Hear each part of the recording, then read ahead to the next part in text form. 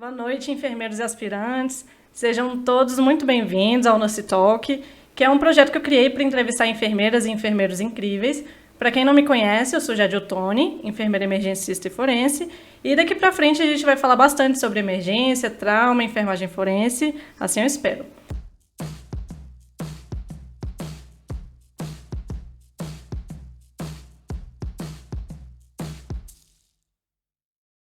Hoje eu estou aqui com a professora Carmela, que é, entre outras coisas, enfermeira forense, titulada pela SOBEF, que é a Sociedade Brasileira de Enfermagem Forense, mestre em perícias forenses, presidente da SOBEF e membro da Comissão Nacional de Enfermagem Forense do COFEN. Uma pessoa mais que gabaritada para falar sobre esse tema, né? Hoje a gente vai falar sobre o enfermeiro e a enfermeira na cadeia de custódia e a relação disso tudo com a investigação criminal. Então, boa noite, professora Carmela, seja muito bem-vinda, muito obrigada por aceitar o convite. Boa noite, Jade Ottoni. Preciso dizer para todos que você é uma pessoazinha linda, maravilhosa, tive a honra de conhecer em Brasília, né? Fiquei encantada com você pessoalmente, a gente tem que conhecer as pessoas, quebrar essa cadeia de rede social, conhecer pessoalmente. Eu vi que tem uma pessoa na sala, a professora Mônica Chaves, que eu também conheci pessoalmente. Assim, sempre que eu posso, eu vou conhecendo as pessoas. A gente tem que sair da rede social, gente. Conhecer as pessoas que encantam, né? Conhecer as pessoas que fazem a diferença na nossa profissão, né? Então, assim, a professora Mônica Chaves eu conheci num congresso e hoje ela faz parte do meu ciclo de amizade. Sempre que a gente está junto num evento, a gente se encanta. Você foi uma pessoa que eu conheci pessoalmente, já estou encantada, né? Uma menina jovem, que faz parte dessa geração de pessoas de talento, que encantam as pessoas. Então, assim, para mim é honroso estar aqui compartilhando essa noite de saberes da enfermagem forense. Como você disse, né, é uma das coisas que eu faço, porque antes eu já fiz tantas coisas na minha vida, eu já fui urgentista, já fui emergencista, já fui UTIsta, sou auditora do Exército Brasileiro, do Hospital do Exército, porque a enfermagem forense ela chegou na minha vida profissional no fim, praticamente, da minha carreira. Então, assim, como eu tenho síndrome de perfeição, e assim, eu me identifiquei muito com a enfermagem forense, então eu fui buscar todos os mecanismos científicos, acadêmicos, para que eu pudesse fazer da melhor forma. E tenho buscado, inclusive, os mecanismos através da SOBEF, né, a Sociedade Brasileira de Enfermagem Forense, que eu convido as pessoas para conhecer através do nosso site, www.sobef.com.br, e através do nosso Instagram, SOBEF_BR, que você já teve a oportunidade de entrevistar a representante internacional da SOBEF, a professora doutora Karen Beatriz, que deve ter sido maravilhoso a entrevista com ela, porque ela é uma pessoa encantadora, ela transpira ciência, né? Ela transpira enfermagem, ela foi uma das percussoras, inclusive aqui no Brasil, ela e a professora Rita trouxeram essa temática lá em 2006. Então, assim, para mim, que estou chegando, eu digo que estou chegando, porque eu entrei em 2015 na enfermagem forense, quando a enfermagem forense entrou em 2011, pela primeira vez, quando, porém, o COFEN ele reconhece como especialidade para o enfermeiro no Brasil. Então, assim, a gente está construindo essa história, né? Você faz parte dessa construção dessa história. Eu digo que a gente deu um grande passo como comissão, ouvindo os enfermeiros forenses. Você vai participar da reunião, a professora Mônica participou da reunião no COFEN, a gente está ouvindo as pessoas, porque a gente tem que sair desse casulo.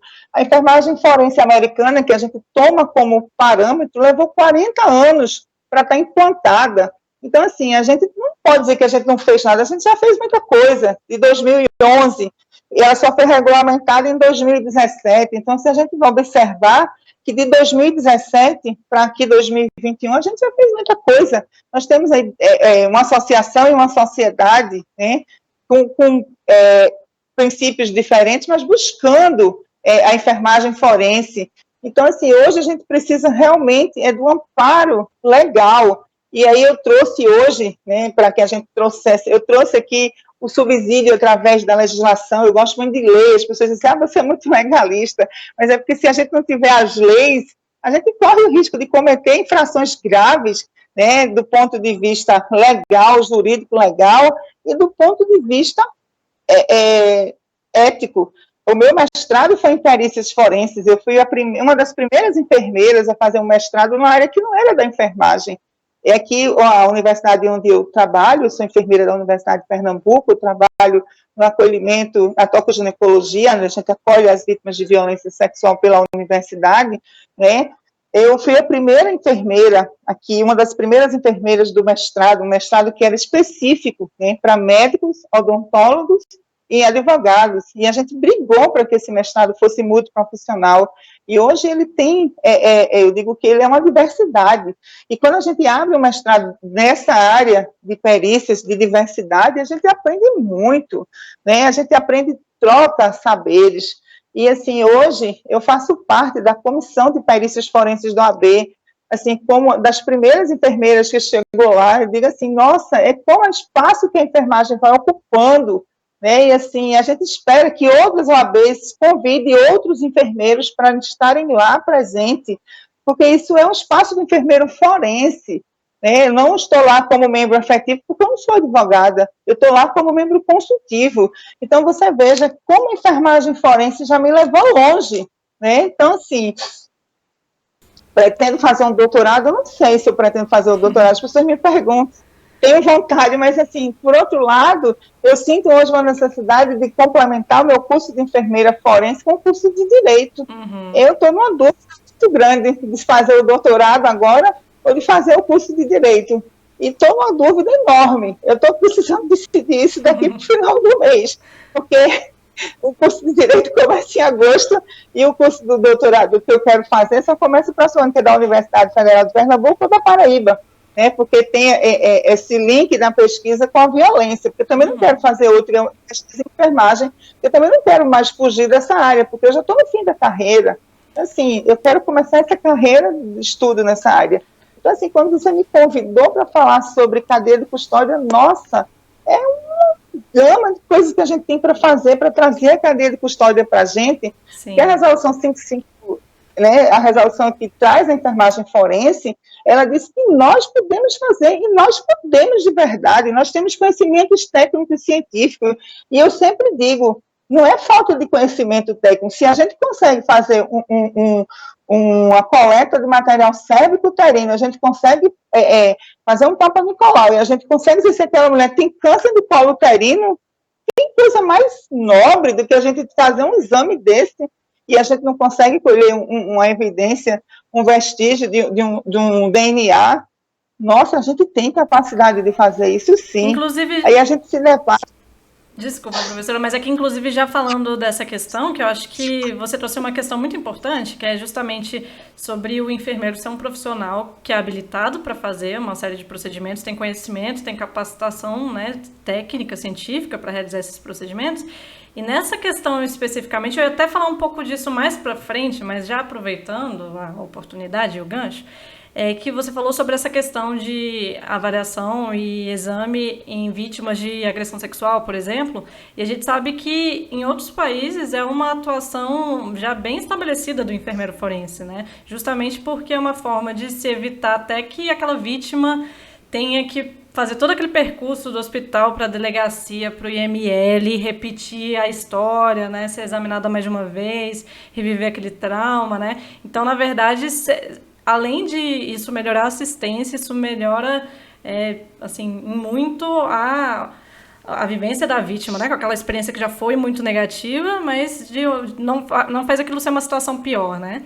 E aí, eu queria que você aproveitasse para falar um pouco, quem já me acompanha sabe que eu era eu comecei a estudar no trauma e na emergência, eu fiz minha residência em trauma e foi isso que me estimulou a estudar enfermagem forense, né, que foi a vivência com as vítimas. E você também tem uma história parecida, né, também lidava com pacientes graves, com pacientes críticos e também conseguiu perceber essa interface com a enfermagem forense e acabou entrando nessa área, né. Você pode falar um pouco sobre como entrou na área da enfermagem forense, como acabou ficando por aí? Posso, sim. Eu cheguei na enfermagem, né, eu digo que eu cheguei no trauma antes eu fui enfermeira forense muito antes de saber que eu era enfermeira forense. Eu cheguei na emergência antes do SUS. Nossa, vocês estão calculando a minha idade aí. Né? Eu cheguei nas emergências em 1989. Aqui tem um Hospital da Restauração, não sei se você teve o prazer de conhecer a honra, porque eu digo que é uma honra. É o maior hospital de trauma Norte e Nordeste. Pernambucano tem essa coisa de ser muito bairrista. Então, aqui a gente tem o maior hospital de trauma, a gente tem o maior shopping, a gente tem os maiores tubarões, então a gente tem o maior tudo. Então, assim, nós temos essa coisa de ser bairrista, nesse sentido de ser tudo muito grande. As pessoas dizem que em São Paulo e tudo, mas o Pernambucano tem essa coisa de ser o maior. Sim. Então, assim, eu cheguei, fui trabalhar na emergência, eu fui trabalhar na sala do trauma. Então, assim, eu tenho essa história de trabalhar com trauma. Então, eu até brincava que lá, como era muito precário, o hospital, ele tinha uma história que ele pertencia à Universidade de Pernambuco. Então, o último andar, que hoje pertence à administração, ele era leitos privados, onde a universidade tinha uns leitos privativos. Então, assim, era chão 1, chão 2, chão 3 na emergência, e lá eles faziam a triagem, quem ia ser atendido. Então, você imagina, se chegar uma pessoa que ia pagar, quem é que ia ser atendido naquela época? Nos primórdios, né? Porque aí eu sou daquele processo que a gente pegou, eu digo que eu sou aula viva, né, do SUS. Eu peguei as AIs, depois eu peguei os SUDs, depois eu peguei o SUS. E aí, quando eu cheguei em 1989, a minha geração discutiu a 8ª conferência. Uhum. Então, eu peguei toda essa transição de sistema de saúde mesmo. Então, a gente pegou um momento muito ruim. A minha geração inteira de colegas enfermeiros foram para o serviço de atenção básica. Uhum. Né? Tanto que eu sou sanitarista, as pessoas nem sabem disso. Eu fiz um curso pela USP de 800 horas, 840 horas. Vê que absurdo. É um curso de 840 horas. Eu só fui ser sanitarista bem depois, em 1994, quando eu fiz um concurso para ser inspetora da vigilância sanitária, que eles exigiam que a gente tinha que ser epidemiologista ou sanitarista. Então, o meu título me dá dupla titulação.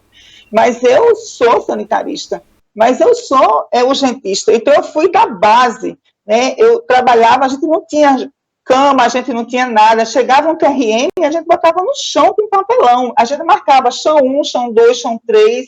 Você imagina o que é como a gente atender de joelho, num chão, sem recurso. Atender um trauma, uma fratura de bacia, atender um politrauma, atender os PAFs, atender as armas brancas, os envenenamentos, toda nessa condição. Você que já pega uma geração bem à frente, por mais precário que o SUS seja hoje, a gente tem outra realidade. Né? Então, você imagina isso hoje, você nem consegue imaginar. Eu levava da minha casa, meu pai era assinante de jornal, eu levava da minha casa jornal para embalar os gases, porque a gente não tinha nem como papel para embalar os gases. As seringas eram de vidro, a gente casava as lá para esterilizar, e a gente testava se estavam rombas ou não, no posto de enfermagem. E isso... a gente funcionava a jugular externa com essas seringas, e os médicos, a gente segurando a jugular, os médicos vinham dar um ponto com um fio de algodão para não perder. Nossa. Porque não se tinha outra opção. Assim, a gente era uma habilidade que a gente tinha. Então, assim, imagina, você funcionava, passava hemorragia digestiva, mas eu passava aquela soda de Black Stags e olho fechado. E hoje ninguém usa mais. Né? É um cenário de guerra. Eu digo, eu estou pronta para ir para qualquer guerra. Então, aquela sangue steak Blackmore, a gente passava de olho fechado. Sobre a vesical de demora, a gente passava com os pacientes de bruxo. Eu não sei nem como é que eu passava, que desenvolvia aquela técnica. Pacientes de prona, porque chegava os pacientes queimados, grave, a gente passava em prona. Eu não sei como passava. Se você me perguntou se eu vou saber passar, eu não sei se eu vou saber. Né? Sonda gástrica, paciente de sonda gástrica. Assim, então era esse o cenário. Então, a gente aprendeu, né? Aqueles pacientes que eram vítimas de trauma, vítimas de violência, a gente já fazia uma triagem de olhar. A gente sabia que os pacientes que iam para um bloco cirúrgico que tinha PAF, a gente sabia que as balas tinham que ser catalogadas e tinham que ser devolvidas para a polícia. Uhum. Por que fazia aquilo?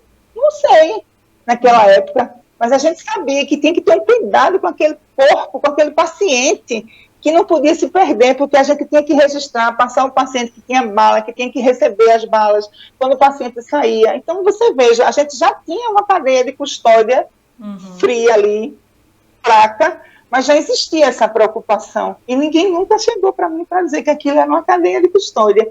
Quando eu vou descobrir enfermagem forense, quando eu fui para o mestrado, foi que eu descobri tudo isso. E aí eu disse, gente, eu já era enfermeira forense lá atrás, menininha em Barbacena, recém-formada, eu me formei com 21 anos, você imagina, eu era um bebê, né? Eu digo que isso é uma maldade, a pessoa é uma responsabilidade, alguém dá um diploma de enfermeiro, uma pessoa com 21 anos, né? Não tinha nem vivido ainda. Então, assim, você perceba que como é isso. E aí, depois que eu vivi esse tempo todo, aí me botam para trabalhar na emergência pediátrica. E aí, na emergência pediátrica, foi outra vivência, porque cheguei na emergência pediátrica, eu tinha um colega que era médico legista do IML, naquela época, bem lá atrás, ninguém nem falava de violência contra a criança, ninguém falava de estupro, de vulnerável, era uma coisa muito perdida, assim, se existia, era uma coisa muito solta, e sempre que chegava, e eu era do plantão dele, nós éramos plantão casado, eu me lembro que eu era da sexta-noite e terça-dia, isso ficou tão marcado na minha vida, esse plantão, que eu nunca esqueci que eu era desse plantão.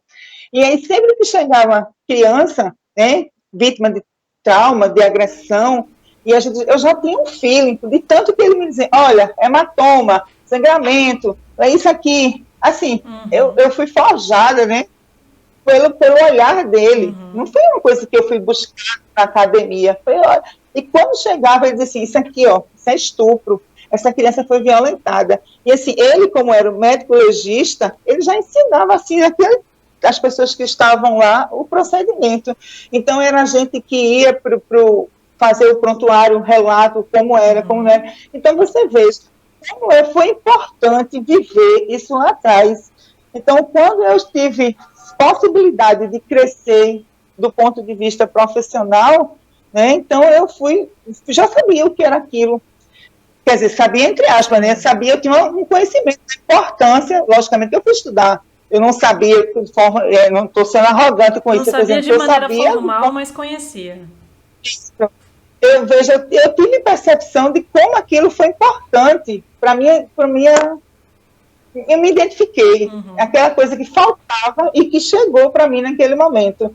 E aí eu fui fazendo concurso, eu fui trocando de emprego, eu fui fazendo concurso, porque era muito fácil para mim trocar de emprego. Assim, as pessoas tinham até raiva de mim, porque diziam assim, você vive trocando de concurso, fazendo concurso, porque era muito fácil para mim fazer concurso e trocar de emprego. Assim, naquela época eu tinha muito concurso, eu fiz vários, eu fiz concurso para a Universidade Federal de Pernambuco, eu troquei para ser enfermeira, fiz 3 vezes, entrei e saí da Polícia Militar, das prefeituras, por conta do meu título de sanitarista, mas era uma questão que eu não me identificava.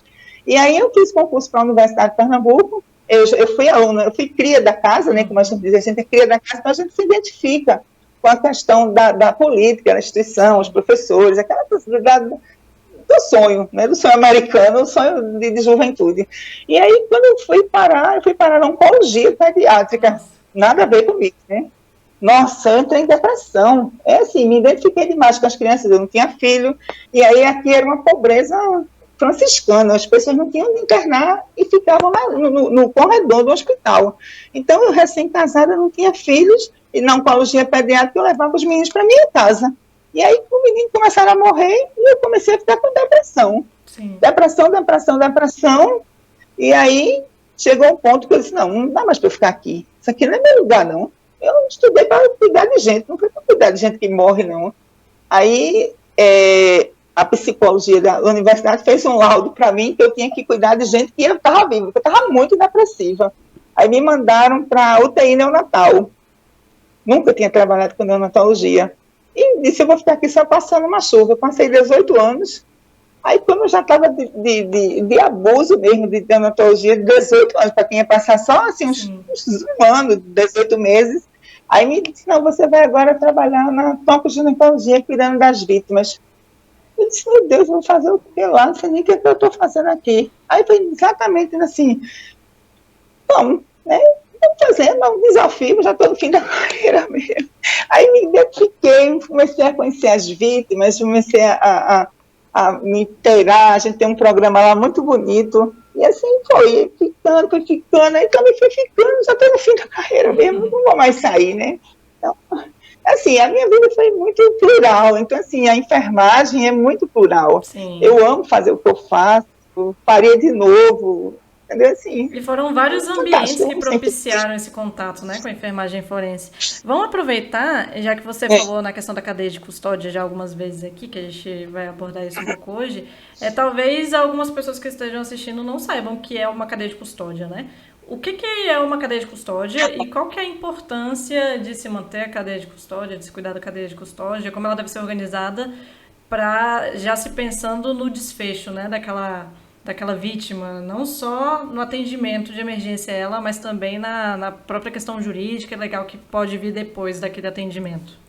bom, é importante que a gente já deixe bem claro para todo mundo que está vendo aqui para a gente, que a gente pensa que cadeia de custódia é só a questão da prova genética, porque a gente só associa na enfermagem a cadeia de custódia a questão da violência contra a mulher, o estupro de vulnerável e a questão da prova genética. Lógico que isso é uma prova em cabal, né? Uhum. Aqui eu tenho vários casos, inclusive aqui que eu sou jurada, né? Já disse a você que eu era jurada, né? Então, como jurada esse ano, e a gente tem vários crimes aqui, inclusive um crime fantástico, uma prova fantástica aqui que a gente teve de um crime que a pessoa vai morrer negando e a prova vai gritando de que é o culpado. Então, a gente tem que dizer que a cadeia de custódia, ele é um conjunto, né? Um conjunto significa que são vários elementos, né? Significa também que são todos os procedimentos que vão ser utilizados, né? Passo a passo, para documentar a história cronológica, desde a hora que o crime aconteceu, né? Você vai documentando ali o passo a passo do crime, dos vestígios coletados em local de crime, até mesmo na vítima. E quando a gente fala assim, exame do corpo do delito, porque o corpo da vítima, ele também contém vestígios, né, que vai compor exatamente essa história, ele vai contar a história, né? Seja no local do crime ou nas vítimas, elas também vão contar essa que também serve, né, para que você possa contar, provar, através da prova científica, porque a cadeia de custódia ela vai fazer a prova científica do delito, do crime, e ela serve também como rastreio para posse. Então, é importante que ela seja fidedigna, por isso que ela está prevista em lei, e ela já existia no Código de Processo Penal, que foi alterado lá atrás, e o pacote anticrime, que foi modificado, o Código Penal agora em 2019, ela também fala, né, da cadeia de custódia. E, assim, ela vem ratificar a cadeia de custódia. Então, assim, é muito importante para os enfermeiros, principalmente os forenses, que ele tenha esse conhecimento, né, do que é a cadeia de custódia. Porque a cadeia de custódia ela só tem validade se ela tiver a fidedignidade, se o rastreio dela for garantido enquanto prova científica, onde prova que ela não seja contestável. Porque se a prova estiver nessa cadeia de custódia, ela for contestável, ela é uma prova fraca, ela não é uma prova que esteja validada, ela não tem uma prova forte. Então, assim, o seu manuseio, inclusive o seu manuseio, né, a partir do seu manuseio, né, até o seu descarte, até a hora que a gente vai usar a prova, até a hora que eu vou descartar a prova, a lei, ela diz como é que eu vou fazer. Por exemplo, se ela tem um lacre, e aquele lacre numérico, na hora que eu vou abrir a prova, certo? Eu vou validar uma prova, eu vou abrir o lacre, e eu vou estudar aquela prova, eu tenho que registrar, Carmela Alencar, rompeu o lacre tal, número tal, tal hora, tal dia. Aí aquele lacre, eu não posso desprezar o lacre. Eu tenho que manter aquele lacre junto da prova e eu vou colocar outro lacre e eu vou registrar lá. Aí o lacre não foi desprezado e eu fechei lacrei a prova com o número tal, prova tal. Por quê? Porque isso vai garantir que aquela prova ela não foi violada, que ela foi estudada, que ela foi examinada e que ela foi tal. Então, tudo isso vai na cadeia de custódia. E a prova, ela é incabal, né? Eu participei de um júri, e isso foi uma das coisas que a defesa ela queria derrubar a prova, a arma, certo? E assim, mas a arma foi interessante porque o policial, segundo, né, relatos de testemunhas no local, a polícia tinha pego na arma do crime. Um absurdo, né? Um policial militar pegar na arma do crime. Isso é infantil. Isso é um negócio desse, é infantil. E como é que chama? O advogado de defesa queria inviabilizar a prova, a cadeia de custódia dessa prova, não de todas, porque ele disse que tinha a prova, tinha as impressões digitais da polícia, tinha sido contaminada, mas tinha as impressões digitais da polícia, mas tinha muito mais as impressões digitais da pessoa que estava lá. Uhum. Na polícia não tinha local da munição, onde era nas posições onde o perito de balística determinou onde era o local de disparo da arma. Uhum. Ele fez que tem que ter o croquis de como é utilizado aquele tipo de munição. Então, assim, né, ele não conseguiu inutilizar a prova, né, o promotor não desconsiderou, o júri não desconsiderou, né, porque, inclusive, ele foi condenado, e uma das provas foi reconhecer que a pessoa foi assassinada com a arma. Porque se ele desconsidera a prova, a arma, como é que ia ter crime? Se não tem prova, não tem crime. Então, você veja como é importante, só que é importante para as pessoas entenderem de como é o link da prova em relação ao crime. Porque a cadeia de custódia, ela te põe dentro do crime, né? E ela faz você construir. É a mesma coisa de quando você olha para um corpo, eu digo que o corpo, ele fala, ele grita, né? A gente, quando dá aula de traumatologia forense, quando a gente estuda a traumatologia forense, a gente entende, né? Aquele corpo, ele grita para a gente. Quando a gente estuda a dinâmica do morrer, e a gente olha um morto em cima de uma mesa de Morgane no IML, você entende que aquele corpo está gritando para você: eu morri dessa forma, né? As formas como de morrer. Então, assim, é muito interessante quando você estuda tudo isso. Então, assim, é importante para a gente isso. Então, é importante que a gente ensine os enfermeiros forenses, né, que vão ser os meus, né, o futuro disso aí, que ele possa entender a importância da cadeia de custódia exatamente nesse contexto. Não sei se eu fui clara, foi, né? Sim, não. E uma coisa que é importante é que, assim, quando a gente fala do enfermeiro forense, o enfermeiro forense é um profissional que ele tem uma capacitação específica para lidar com esse tipo de situação, né? Mas vários outros profissionais e vários outros enfermeiros, a depender de por onde essa vítima deu entrada, vão ter contato com a vítima e elas podem potencialmente perder vestígio, contaminar vestígio, né? Então, a gente não tem essa formação, eu pelo menos não tive essa formação durante a graduação, voltada para procedimentos forenses, né, para enfermagem forense. Até hoje em dia, dentro da disciplina de emergência, eu abordo, assim, até um pouco de maneira rápida, porque a gente não consegue se aprofundar, mas abordo essas questões, porque o enfermeiro emergencista, por exemplo, que vai com frequência lidar com vítimas de violência, ele pode muitas vezes perder vestígios sem perceber, né? Às vezes o profissional não entende que aquilo ali é uma coisa importante, não entende que aquilo ali vai ter um uso depois, né? E aí, a partir do momento que ele não trata como deveria aquele vestígio, ele se perde, ele não vai ter mais validade. Mas aí, por outro lado, aí que eu queria te perguntar, que é uma coisa que, assim, talvez esteja ainda num limbo no Brasil, que é até que ponto o enfermeiro consegue, de fato, participar com o respaldo da cadeia de custódia. Então, até que ponto, a depender do serviço, claro, de protocolo, ele vai ter respaldo para, por exemplo, preservar e manter um vestígio, encaminhar para a autoridade policial e aquilo ali poder ser utilizado em juízo, por exemplo.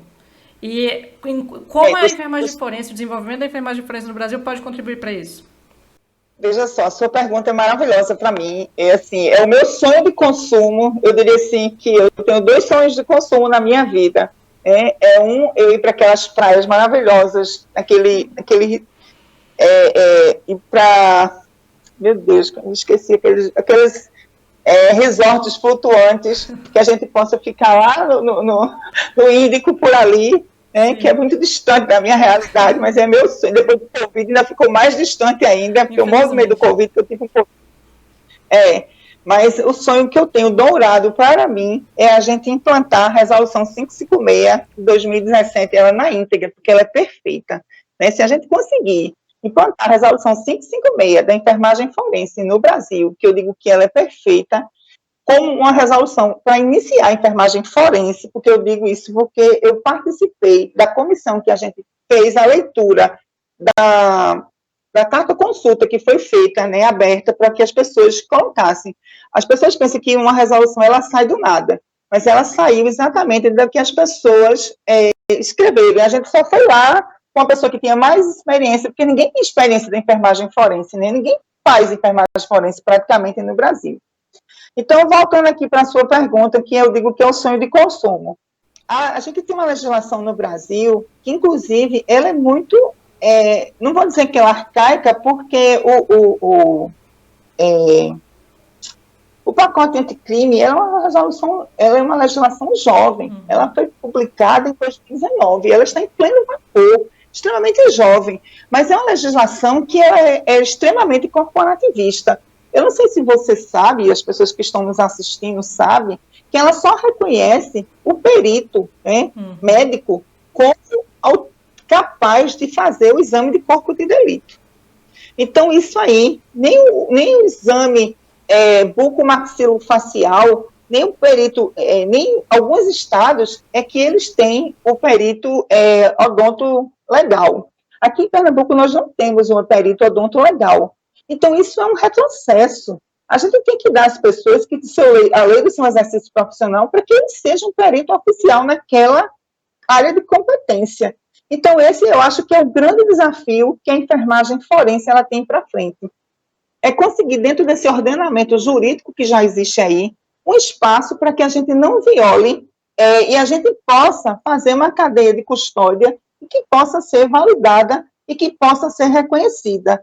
E o meu maior argumento é que a gente não, pegando a sua fala, que você fez muito perfeita no início da nossa conversa, que a gente não revitimize as vítimas, é uma redundância a minha colocação do ponto de vista de semântica de português, mas do ponto de vista do juridiquês, ela é extremamente correta, porque a gente faz uma revitimização de vítima sem parar. A gente pega a vítima que já sofreu uma agressão, uma violência, vamos falar de violência sexual, uma violência física, agora é porque está bem alta, né?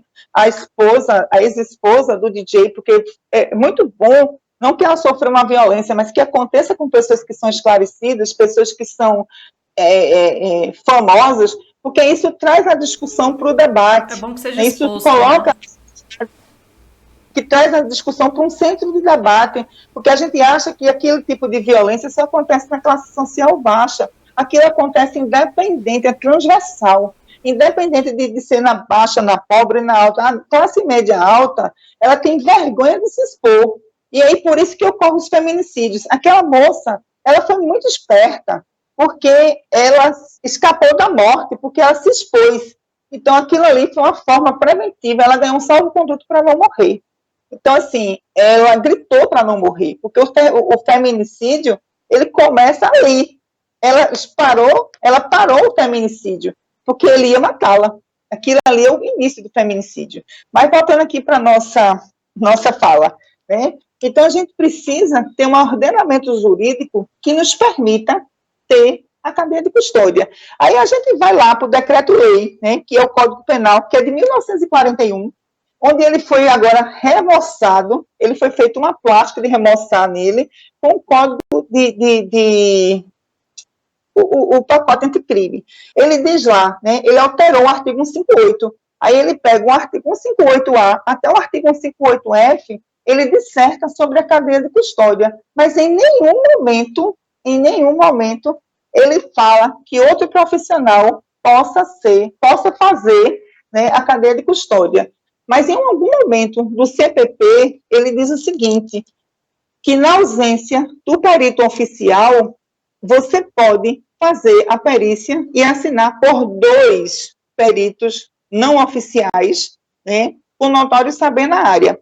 Então, eu entendo, né, e a gente discutiu isso na comissão de enfermagem forense, nesse último encontro, que a gente pode pegar esse gancho e conversar com o legislador, seja com um senador ou com um deputado. Inclusive, o Contarato, ele fez uma fala na página dele do Instagram, e eu fiz uma provocativa para ele sobre a enfermagem forense. O Alessandro, que é do Sergipe, ele fez uma fala sobre violência, e eu fico acompanhando esses senadores. E eu sempre falo da enfermagem forense.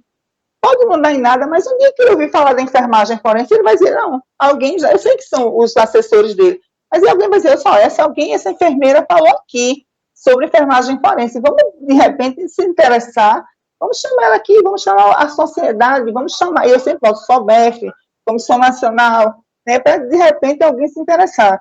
Então, o que é que a gente precisa? Criar esse arcabouço. Aí a gente tem, e o pacote anticrime, ele fala que a cadeia de custódia, ela só pode ser aberta em 3 condições. Veja como ele é, o legislador, ele foi duro.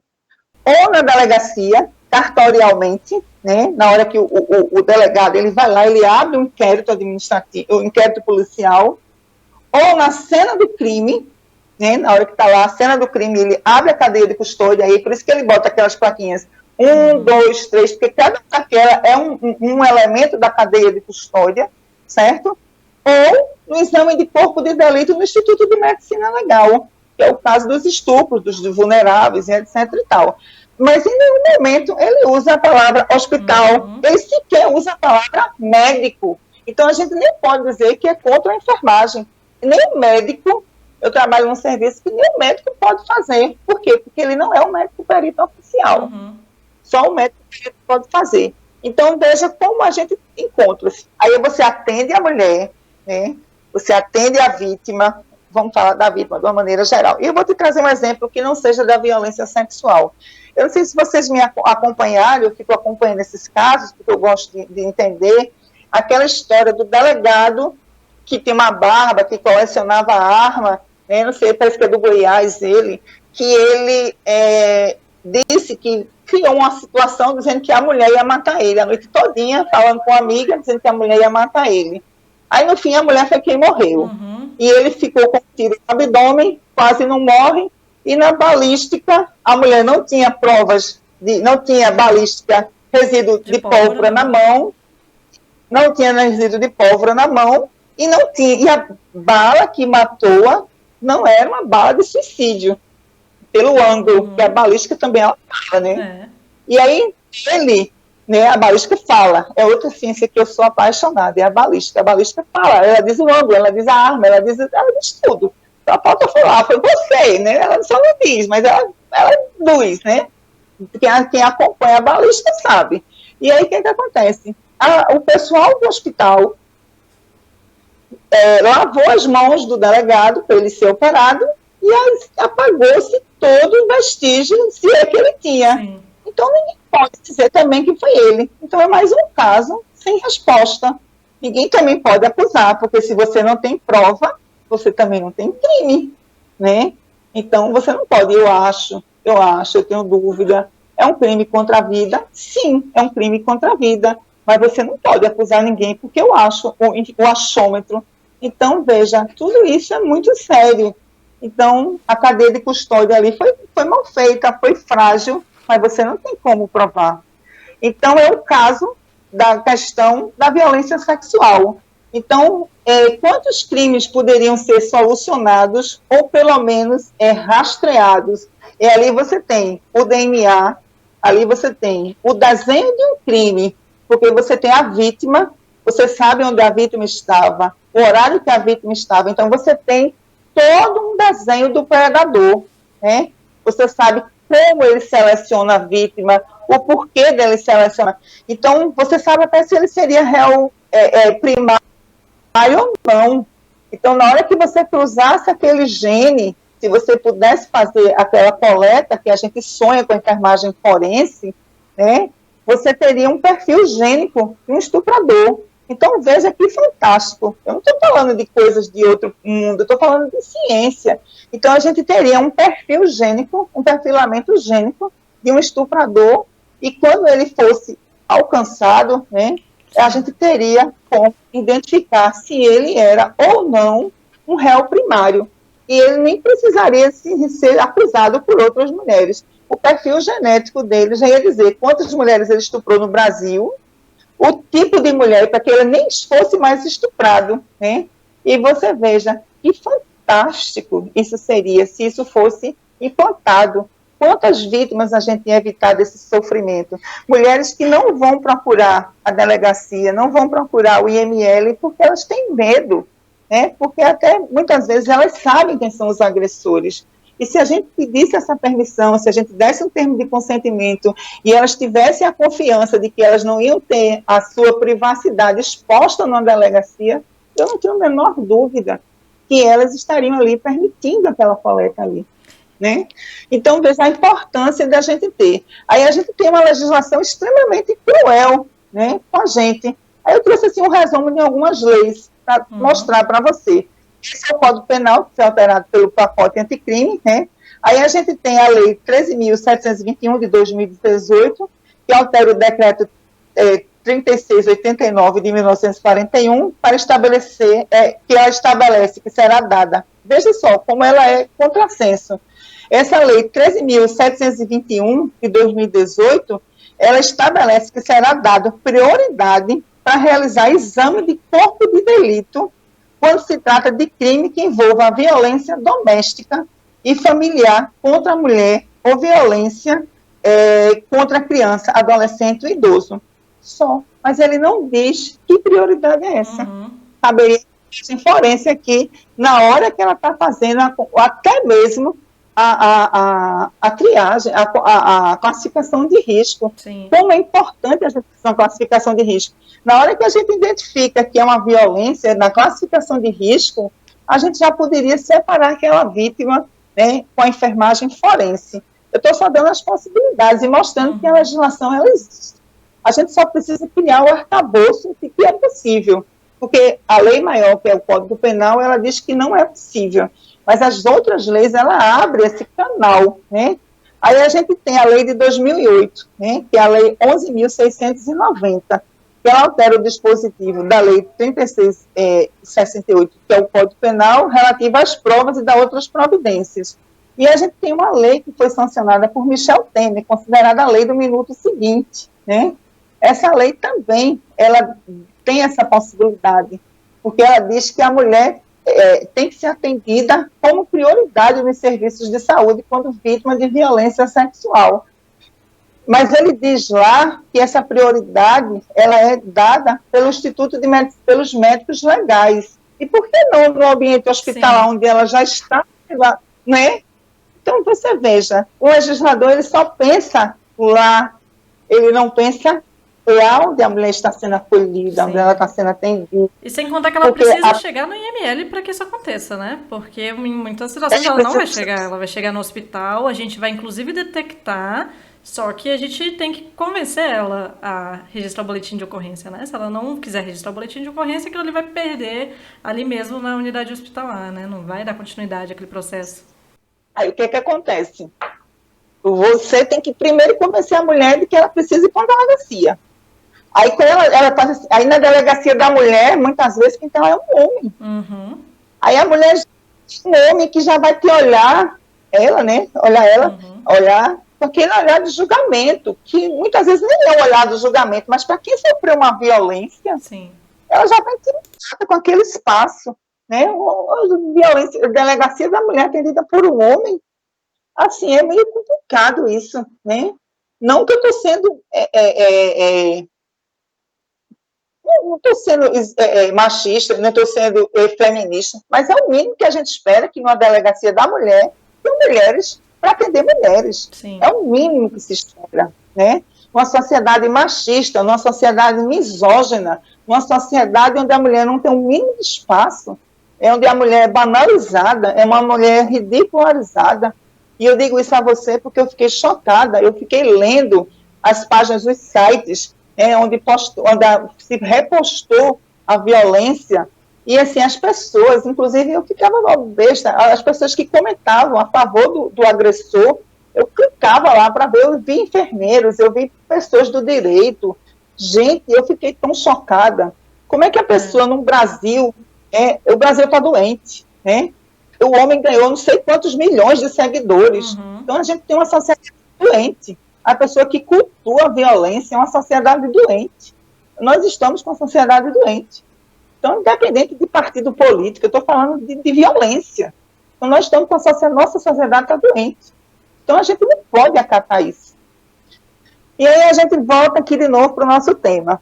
E a gente vai pensar na Lei Maria da Penha, né? A Lei Maria da Penha, ela sofreu modificação também, o ano passado, né?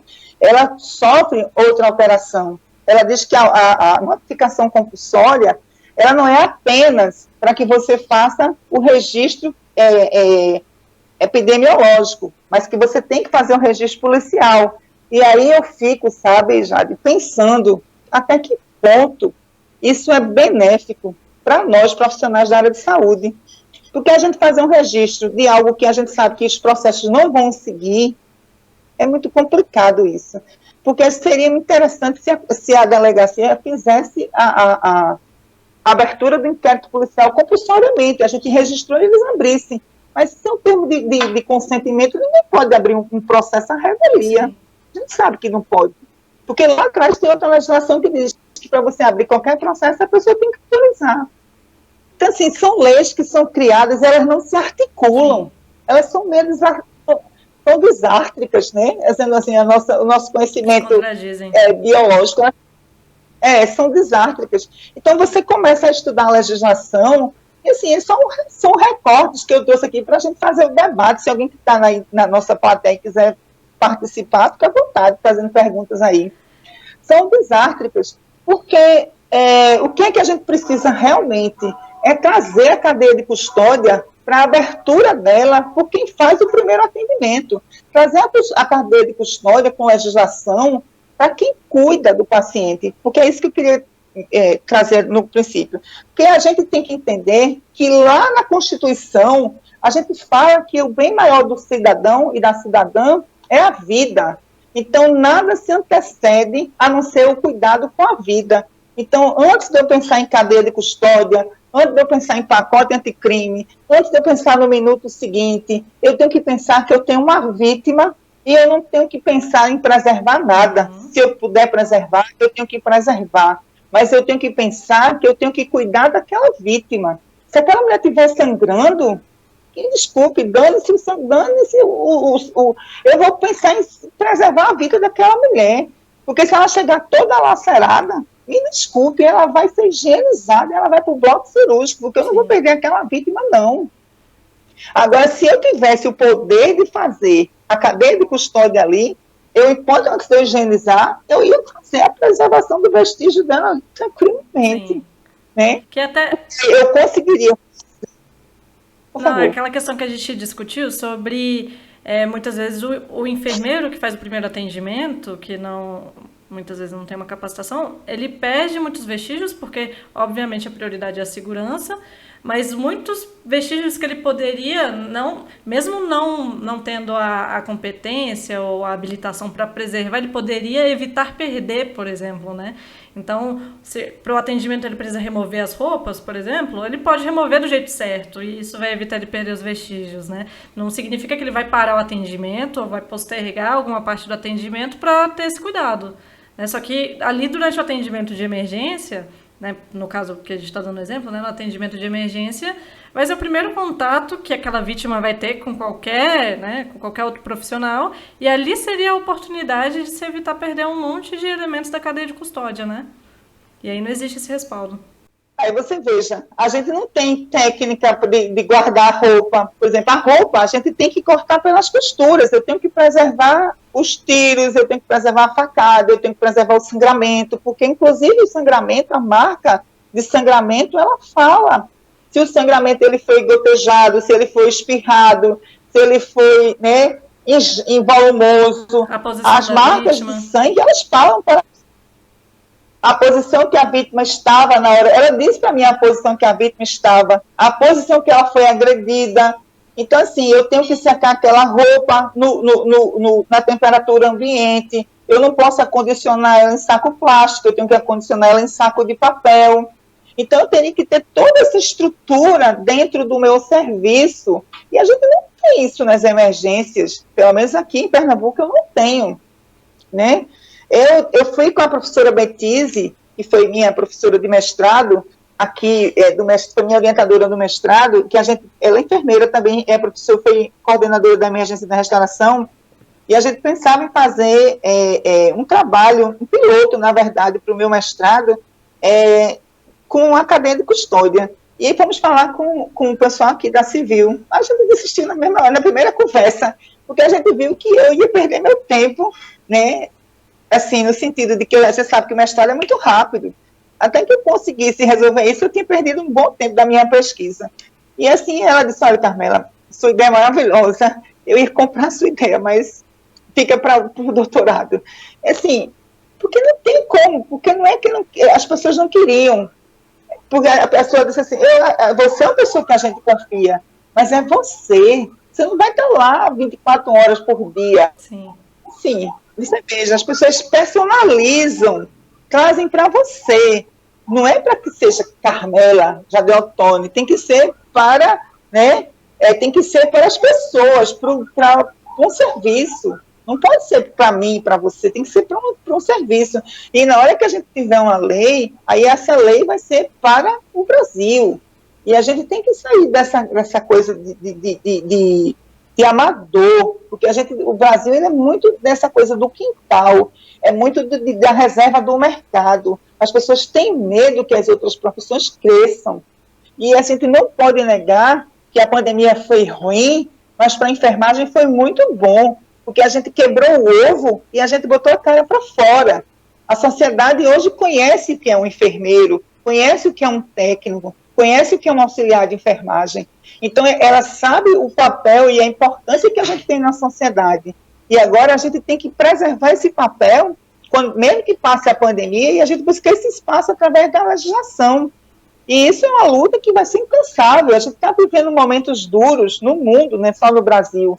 E a gente vai encarar uma legislação, um legislativo que está se encerrando, e a gente talvez não consiga mais nesse pleito que está aí se encerrando, porque é CPI, é escândalo, mas a gente também não pode deixar de pedir, de gritar, de dizer, eu estou aqui, eu quero. Né? As pessoas dizem, você não desiste nunca. Eu digo, eu sou brasileira, eu não desisto nunca.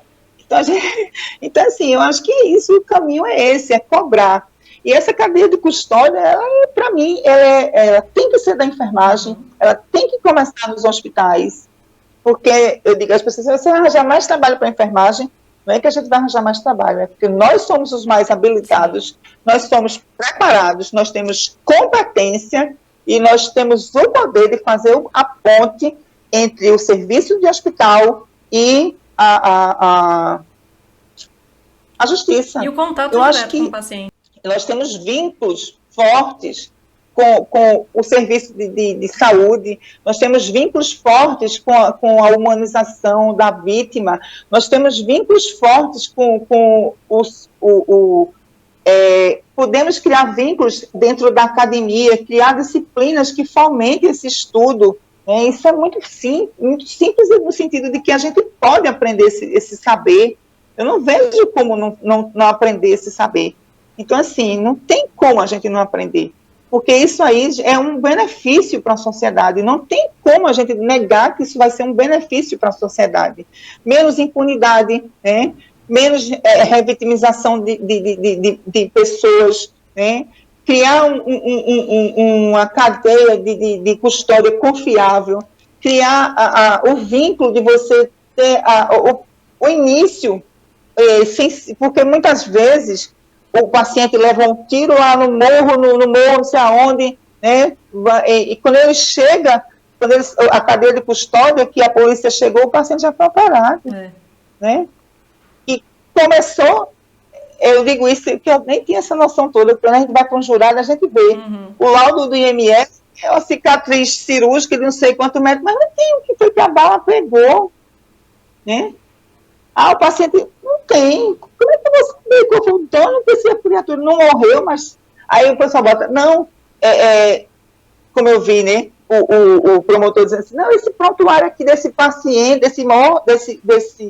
eu peguei como uma lesão corporal, mas quando eu entendi, não é lesão corporal, foi tentativa de homicídio, mas o IML não me deu subsídio para isso, foi o que ficou dessa suposta lesão, que um abdômen que teve uma cicatriz de 20 centímetros, a gente fica imaginando o que foi que cortou aí dentro. Aí você veja, aí ele vai descrever, né, o que foi que pegou o laudo cirúrgico, porque o IML não usou o laudo cirúrgico, aí pega o laudo da cirurgia, né, o tempo que o paciente ficou dentro do bloco cirúrgico, aí você veja, vai casando uma coisa com a outra. A gente que é de emergência, a gente constrói aquilo na cabeça da gente, 2 minutos, 3, 2, 1, mas se outra pessoa de emergência, tem necessidade de fazer essa construção.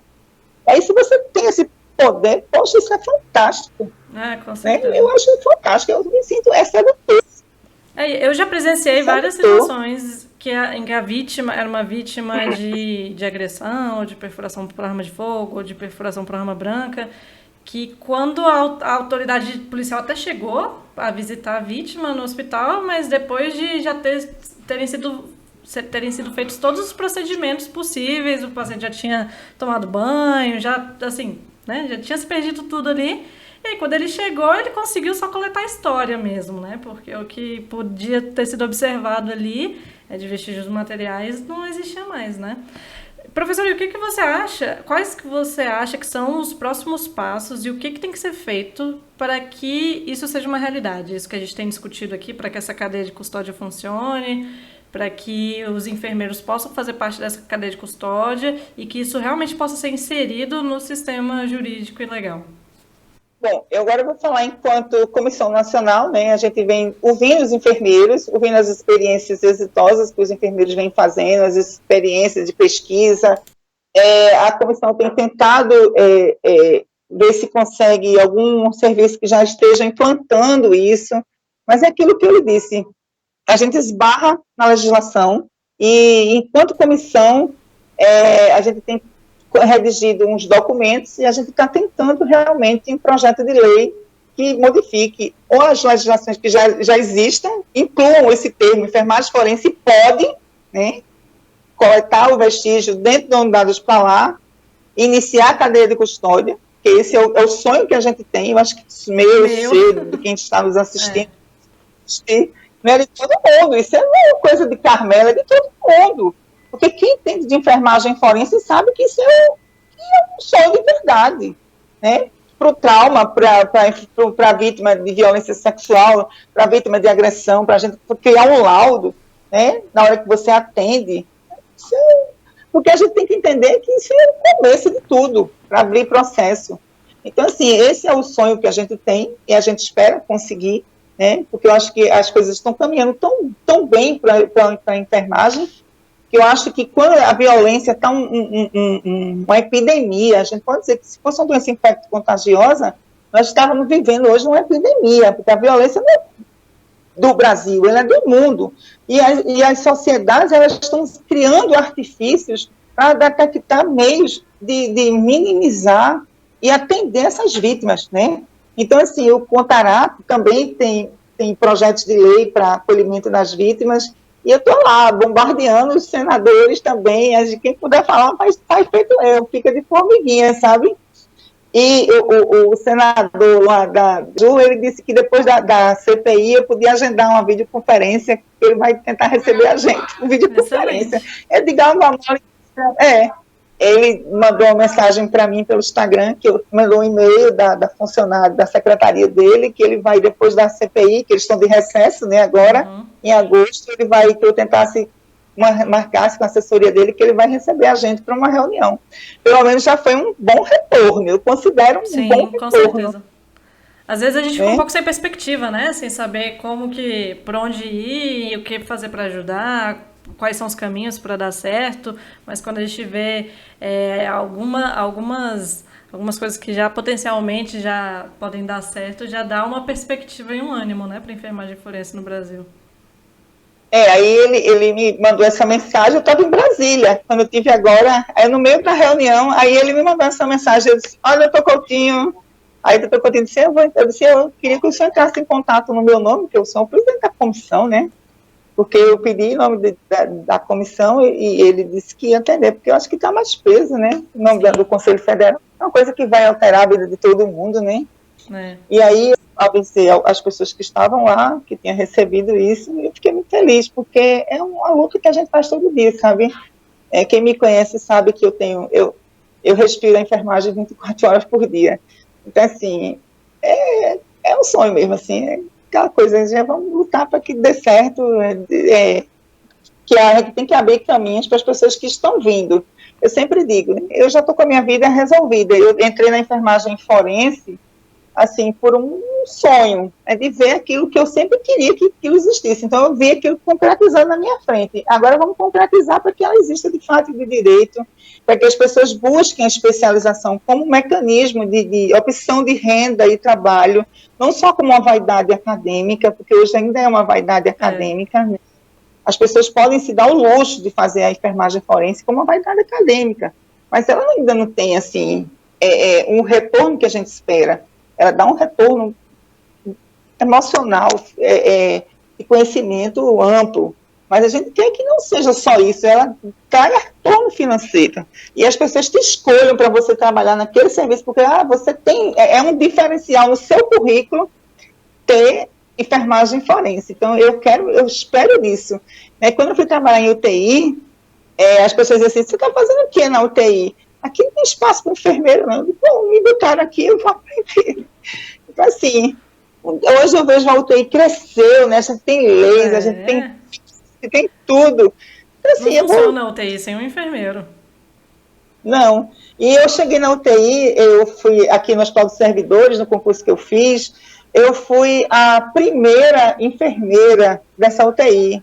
Tu vê, foi em 1990, 31 anos. Então, veja quantos anos se passaram, né? Para poder a gente dizer assim, não, hoje, sem enfermeiro, não se faz ciência, não se faz saúde. E a enfermeira que me lotou lá, doutora Neide, que faleceu agora de Covid, eu fiquei arrasada, gente. Foi muito, assim, porque ela investiu, ela pegou uma enfermeira num lugar que não tinha enfermeiro, só funcionava com técnicos, era supervisão. E eu disse, eu quero uma enfermeira aí, eu quero que tenha uma diarista aí, porque eu preciso de uma enfermeira aí. E quando eu cheguei lá, eu disse, gente, estou fazendo o que aqui, gente? E o pessoal falou assim, fazendo o que aqui? Isso não sei não, desde que eu descobri, eu vou fazer vocês. Olha, eu passei o resto da minha vida dentro de uma UTI. Foram 25 anos que eu trabalhei numa UTI. E assim, eu amo terapia intensiva, eu amo urgência, eu só gosto de trabalhar com paciente grave, que me dá resultado, né? Porque a gente precisa ver aquilo, vida, né? Então, assim, você transpirar, ver a ciência acontecer ali na tua frente, e você ver a vida surgir na tua mão, assim, poxa, você vê o paciente já lá do outro lado, vendo a luz, e você puxando assim, muito embora, né? Devolver a vida para aquela pessoa é maravilhoso. Com qualidade de vida, então, é a nossa meta, né? Eu não sou a favor da distanásia, não. Eu digo sempre que distanásia a gente tem que respeitar o time da ciência. Quando não tem mais ciência, aí a gente deixar que a pessoa descanse, porque não tem sentido, né? É verdade. Professora, acho que se puder, a gente fica aqui conversando até amanhã, né? Porque, além do assunto, eu acho que tem tanta coisa interessante para a gente abordar nesse escopo, mas eu acho que a gente conseguiu abordar vários aspectos importantes, tirar algumas dúvidas. Espero que a gente tenha outras oportunidades para discutir mais esses temas. Muita gente me procura falando que não encontra conteúdo sobre enfermagem forense em português, que não tem acesso aos eventos, né? Então, acho que é um espaço interessante para a gente conversar com quem é referência no assunto e pode falar com propriedade sobre, e as pessoas terem bastante acesso a esse tema e conhecerem melhor a enfermagem forense, né? Então, eu queria agradecer demais a sua presença. É sempre um prazer conversar com você. Eu acho que todo mundo que assistiu, tenho certeza que aprendeu bastante, né? Foram vários pontos interessantes. Eu, por exemplo, também sempre aprendo coisas novas e fico mais curiosa ainda, né? Quero estudar mais ainda. E fico torcendo para que a enfermagem forense cada vez mais cresça no nosso país e, como você disse, de fato, a gente tenha o mercado de trabalho amplo dentro da enfermagem forense, tenha vagas de concurso público, né? As instituições contratem os enfermeiros porque precisam de enfermeiros forenses, porque o campo existe, é necessária essa atuação. E aí, simplesmente, ainda não existe o mercado de trabalho para o profissional, né? Em alguns casos, tem outros profissionais executando essas atividades. Então, eu queria agradecer muito a sua presença, muito obrigada por aceitar o convite e por compartilhar toda a sua experiência e o seu conhecimento com a gente. Olha, eu que agradeço e gostaria de deixar um convite para você e para o seu público, que dia 30 é um sábado, é o último sábado do mês. A gente vai fazer um mini curso sobre queimaduras, na ótica forense. Eu vou trazer um pouco sobre as queimaduras e vou falar um pouco sobre a dignidade humana, sobre a ótica forense no atendimento às vítimas de queimaduras. Eu sou enfermeira, trabalho com dermatologia também, né? Trabalho com lesões de... Por que você não trabalha, Carmela? Eu trabalho com feridas, né? Eu trabalho com dermatologia e eu desenvolvi essa coisa de trabalhar com a parte de dermatologia forense também. E aí, aqui a gente teve um caso recente, que foi uma travesti, que foi uma trans, na verdade. Ela foi agredida viva, ela foi queimada viva e veio a óbito em decorrência das queimaduras. E isso as pessoas vinham me pedindo para fazer um curso, e aí eu vou fazer pela SOBEF, e quem fizer o curso da SOBEF, né, ganha o e-book, que foi coordenado pela professora Juliana Mussi. É um curso que o e-book sobre literatura brasileira, é um livro um almanaque que a gente traz, e quem fizer o curso recebe gratuitamente. Ele não a gente não está comercializando, não. Recebe. E eu vou lhe presentear, vou mandar para você o e-book. Ah, que maravilha! Muito obrigada, professora. Vou mandar para você o e-book, para você ter nas suas referências aí uma literatura brasileira. Ah, maravilha.